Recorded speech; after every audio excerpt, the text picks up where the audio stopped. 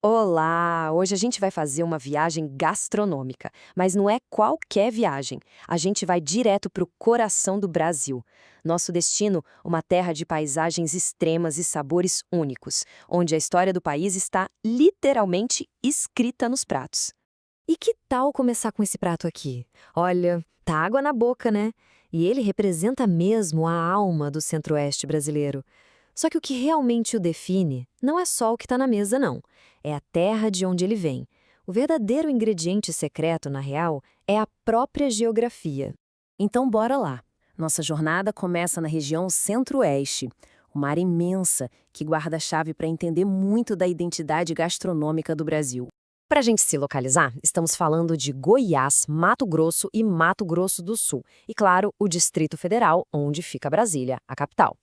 Essa localização bem no meio do mapa é fundamental para a história e para o desenvolvimento de tudo por ali. E aqui já começa um contraste fascinante. Pensa só, o Centro-Oeste é a segunda maior região do Brasil em área, é gigante, mas ao mesmo tempo é a menos populosa. Isso cria uma dinâmica muito particular, sabe? Com cidades bem concentradas, cercadas por, nossa, enormes espaços abertos. E esses contrastes não ficam só na população, não. Eles são, antes de tudo, ambientais. A culinária daqui é totalmente definida por dois biomas dominantes e muito, muito diferentes um do outro.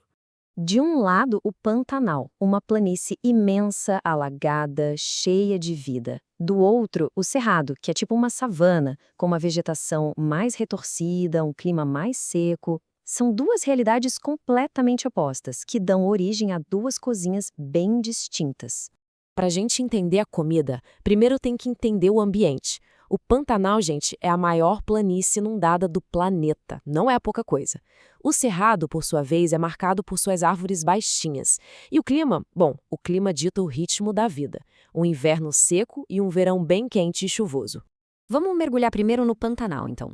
Um lugar onde a presença da água define absolutamente tudo, especialmente o que vai para o prato.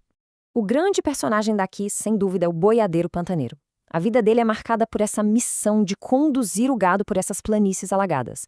Mas, olha que curioso, apesar da importância do gado, é o rio que realmente alimenta essa cultura. E que é fonte de alimento. São cerca de 230 espécies de peixes nadando por aquelas águas. Com uma abundância dessas, não é de se espantar que o peixe seja a base de tudo na alimentação pantaneira.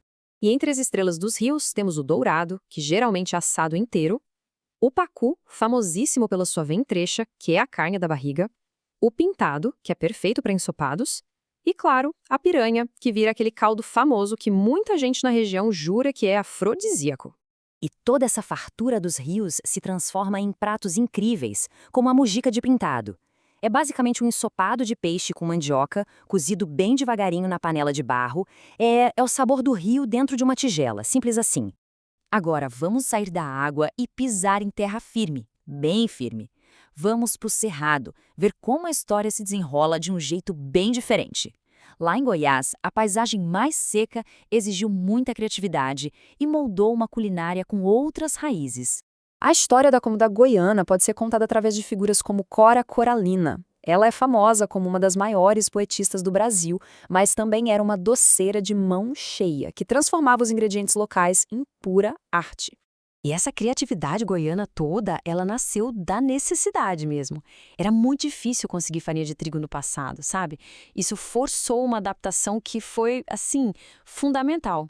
As cozinheiras simplesmente começaram a usar a mandioca e seus derivados para fazer, bem, quase tudo, dos salgados aos doces. E se tem um ingrediente que grita cerrado, esse ingrediente é o pequi. O arroz com pequi é talvez o prato mais emblemático da região. É um sabor forte, marcante, único, inesquecível, direto do fruto nativo da savana. Mas não é só de pequi que vive o cerrado, claro. Ele oferece uma despensa inteira de sabores. Tem a guariroba, que é um palmito bem amargo, o baru, uma castanha super nutritiva, e tem até uma baunilha nativa, a chamada baunilha do cerrado. Mas comida não é só ingrediente, né? É ritual, é costume, é o dia a dia. E mesmo que os pratos sejam bem diferentes, alguns hábitos culturais acabam conectando todo o Centro-Oeste. As rotinas de cada bioma mostram bem isso. No Pantanal, o dia começa com o quebra-torto, o café da manhã super reforçado para dar energia para o trabalho pesado. Já em Goiás, é mais comum começar com biscoitos, roscas doces. No almoço, o pantaneiro vai na carne seca com arroz, feijão e farofa. Enquanto isso, em Goiás, a preferência por uma carne de panela, bem cozida com legumes. Dá para ver como os estilos de vida moldam o que se come, né? Uma tradição social fortíssima, principalmente no Pantanal, é o tererê. É basicamente erva mate com água bem gelada que passa de mão em mão numa roda de amigos. É um ritual de partilha que acontece a qualquer hora do dia. O fogo também é um elemento central, seja na fogueira do boiadeiro pantaneiro, que sempre acompanha uma moda de viola, ou na impressionante procissão do fogaréu, lá em Goiás, uma tradição religiosa que ilumina a noite inteira. Bom, chegando ao fim da nossa análise, o que a gente pode concluir sobre essa identidade culinária tão particular? No fim das contas, a cozinha do Centro-Oeste é, na sua essência, um reflexo direto de seus biomas. Da abundância dos rios do Pantanal, à criatividade que o Cerrado exige, a comida conta a história da terra. Ponto. E isso tudo nos deixa com uma pergunta para a gente pensar. Quando a gente olha para o Pantanal e para o Cerrado, percebemos que cada rio, cada fruto, cada tradição vira um ingrediente. Então fica a questão: como é que uma paisagem consegue escrever seu próprio livro de receitas?